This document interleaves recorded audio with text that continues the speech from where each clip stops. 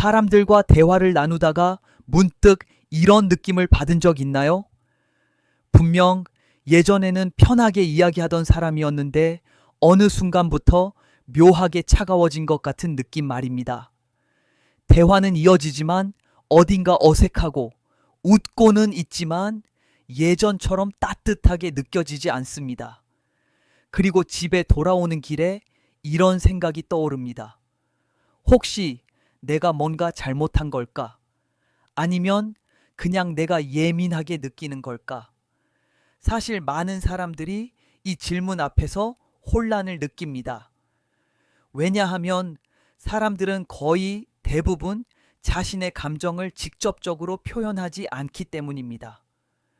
특히 누군가를 싫어하거나 거리를 두고 싶을 때 더욱 그렇습니다. 우리는 관계를 깨뜨리는 것을 본능적으로 두려워하기 때문에 마음속의 감정을 숨긴 채 겉으로는 아무렇지 않은 척 행동하는 경우가 많습니다. 하지만 인간의 뇌는 생각보다 정직합니다.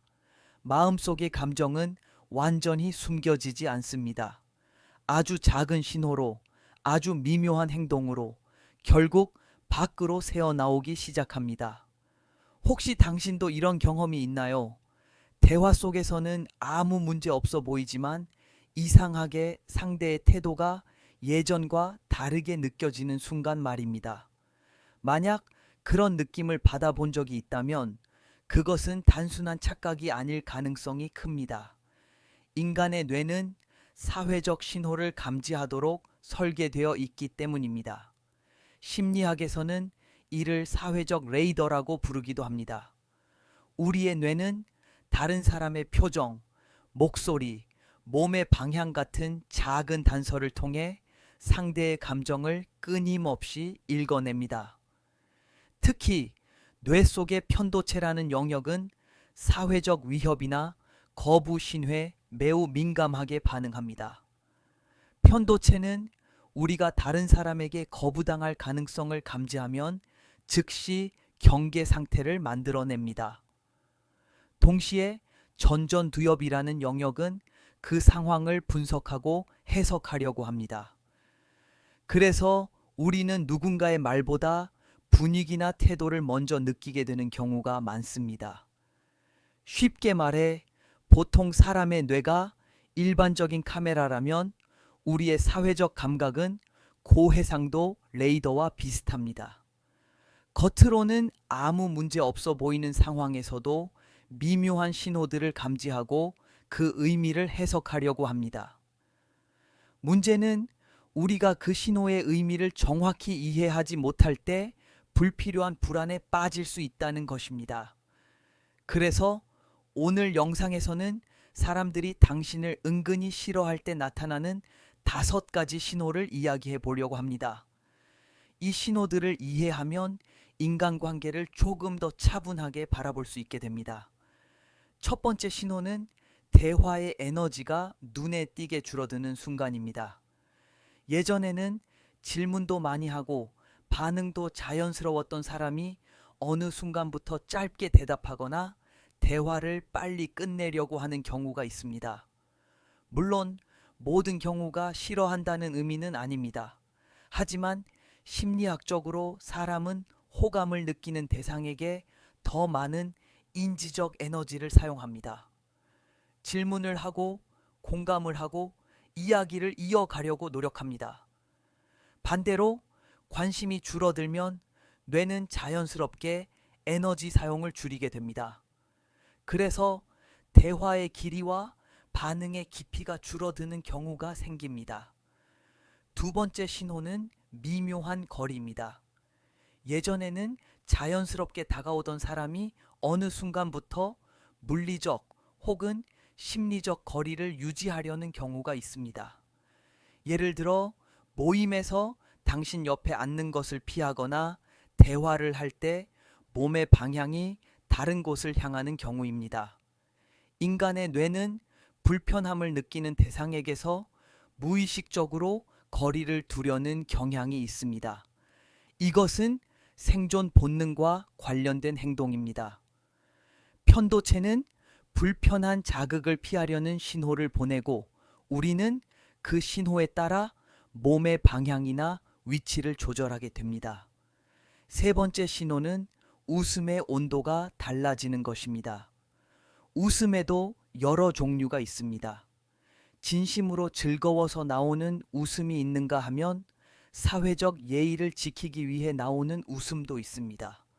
만약 누군가가 당신의 말에 웃기는 하지만 눈이나 표정이 함께 움직이지 않는다면 그것은 사회적 웃음일 가능성이 있습니다.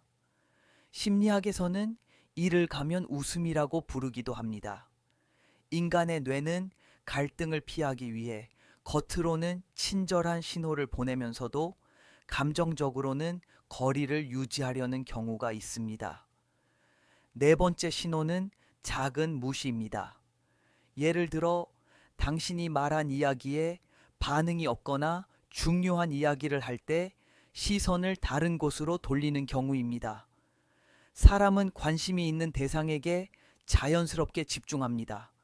반대로 관심이 줄어들면 주의력도 함께 줄어듭니다. 이것은 뇌의 자원 분배와 관련된 현상입니다.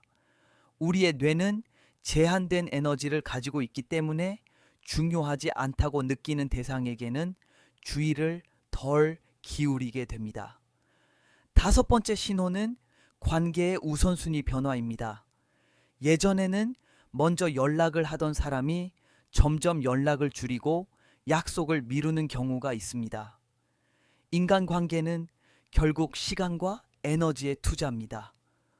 우리가 중요하게 생각하는 사람에게는 자연스럽게 시간을 쓰게 됩니다. 하지만 마음이 멀어지면 그 시간은 다른 곳으로 이동하게 됩니다. 이것은 냉정하게 들릴 수 있지만 인간의 심리는 대부분 이런 방식으로 움직입니다. 그렇다면 이런 신호를 알게 되었을 때 우리는 어떻게 해야 할까요? 가장 중요한 것은 과도하게 해석하지 않는 것입니다. 인간관계는 매우 복잡하기 때문에 한 가지 행동만으로 상대의 감정을 단정할 수는 없습니다. 중요한 것은 패턴입니다. 여러 신호가 반복적으로 나타날 때 우리는 그 의미를 조금 더 차분하게 해석할 수 있습니다. 그리고 또 하나 기억해야 할 것이 있습니다. 누군가가 당신과 거리를 두는 것은 반드시 당신의 가치와 관련된 문제는 아니라는 점입니다. 인간관계는 서로의 성향과 상황이 맞지 않을 때 자연스럽게 변화하기도 합니다. 때로는 그것이 관계의 자연스러운 흐름일 수도 있습니다. 그래서 누군가의 감정을 모두 통제하려고 애쓰기보다 자신의 에너지를 지키는 것이 더 중요합니다. 모든 사람에게 좋은 사람이 되려고 노력하는 순간 우리는 쉽게 지치게 됩니다. 대신 당신을 편안하게 만들어주는 사람들과의 관계에 더 많은 에너지를 쓰는 것이 훨씬 건강한 선택일 수 있습니다. 인간관계는 숫자가 아니라 밀도이기 때문입니다. 마지막으로 이 말을 전하고 싶습니다. 당신이 사람들의 미묘한 태도를 느낄 수 있다는 것은 결코 약점이 아닙니다. 그것은 인간관계를 깊이 이해하려는 감각일 수도 있습니다. 중요한 것은 그 감각에 휘둘리는 것이 아니라 그것을 이해의 도구로 사용하는 것입니다. 세상에는 당신을 좋아하는 사람도 있고 그렇지 않은 사람도 있습니다. 그것은 자연스러운 일입니다. 그리고 모든 사람에게 사랑받지 않아도 괜찮습니다. 인간관계에서 가장 중요한 것은 모든 사람의 마음을 얻는 것이 아니라 자신을 잃지 않는 것이기 때문입니다. 혹시 여러분도 살면서 누군가의 태도가 미묘하게 달라졌다고 느낀 순간이 있었나요? 그때 어떤 신호를 느꼈는지 댓글로 이야기해 주세요. 그 경험이 다른 사람에게도 인간관계를 이해하는 작은 단서가 될 수 있습니다.